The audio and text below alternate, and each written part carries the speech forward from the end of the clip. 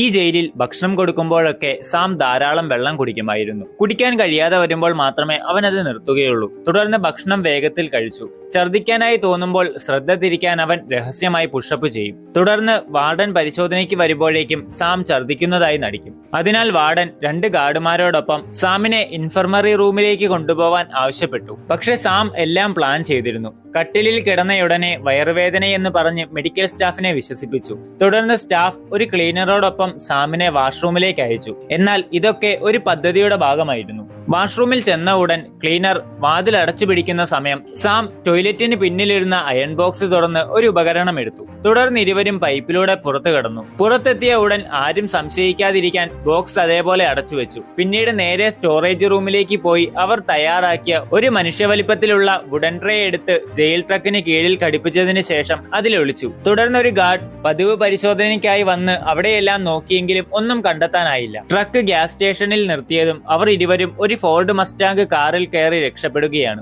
കൂടുതൽ വീഡിയോസിനായി സബ്സ്ക്രൈബ് ചെയ്യുക.